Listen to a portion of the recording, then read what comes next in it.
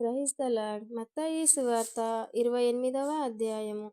విశ్రాంతి దినము గడిచిపోయిన తరువాత ఆదివారమున తెల్లవారుచుండగా మగ్దలేని మరియయు వేరొక మరియయు సమాధిని చూడవచ్చిరి.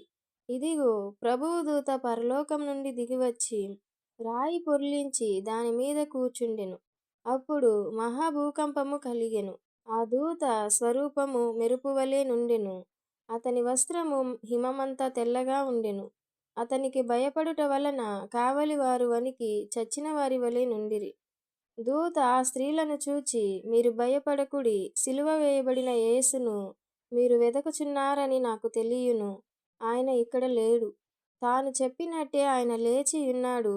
రండి, ప్రభువు పండుకొనిన స్థలము చూచి త్వరగా వెళ్ళి ఆయన మృతులలో నుండి లేచియున్నాడని ఆయన శిష్యులకు తెలియజేయుడి. ఇదిగో, ఆయన గలిలయలోనికి మీకు ముందుగా వెళ్ళుచున్నాడు. అక్కడ మీరు ఆయనను చూతురు. ఇదిగో, మీతో చెప్పితినెను.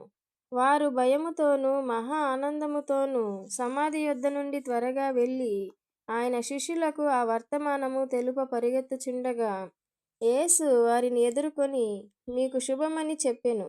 వారు ఆయన యొద్దకు వచ్చి ఆయన పాదములు పట్టుకొని ఆయనకు మ్రొక్కగా, యేసు, భయపడకుడి, మీరు వెళ్ళి నా సహోదరులు గలిలయకు వెళ్ళవలెననియు వారక్కడ నన్ను చూతురనియు వారికి తెలుపుడనెను. వారు వెళ్ళుచుండగా కావలి వారిలో కొందరు పట్టణములోనికి వచ్చి జరిగిన సంగతులన్నిటినీ ప్రధాన యాజకులతో చెప్పిరి. కాబట్టి వారు పెద్దలతో కూడి వచ్చి ఆలోచన చేసి ఆ సైనికులకు చాలా ద్రవ్యం ఇచ్చి, మేము నిద్రపోవుచుండగా అతని శిష్యులు రాత్రివేళ వచ్చి అతనిని ఎత్తుకొని పోయిరని మీరు చెప్పుడి. ఇది అధిపతి చెవిని పడిన ఎడల మేమతని సమ్మతిపరచి మీకేమియూ తొందర కలుగకుండా చేతుమని చెప్పిరి. అప్పుడు వారు ఆ ద్రవ్యము తీసుకొని తమకు బోధింపబడిన ప్రకారము చేసిరి. ఈ మాట యూదులలో వ్యాపించి నేటి వరకు ప్రసిద్ధమై ఉన్నది. 11 మంది శిష్యులు యేసు తమకు నిర్ణయించిన గలిలయలోని కొండకు వెళ్ళిరి. వారు ఆయనను చూచి ఆయనకు మ్రొక్కిరి గాని కొందరు సందేహించిరి. అయితే యేసు వారి యొద్దకు వచ్చి, పరలోకమందును భూమి మీదను నాకు సర్వాధికారము ఇయ్యబడి ఉన్నది.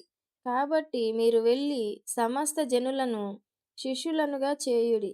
తండ్రి యొక్కయు కుమారుని యొక్కయు పరిశుద్ధాత్మ యొక్కయు నామములోనికి వారికి బాప్తిసమిచ్చుచు నేను మీకు ఏ ఏ సంగతులను ఆజ్ఞాపించితినో వాటినన్నిటినీ గైకొనవలెనని వారికి బోధించుడి.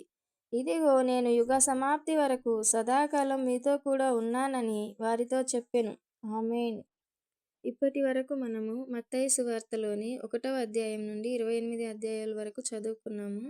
దేవుని నామానికి మహిమ కలుగును గాక. ఆమేన్.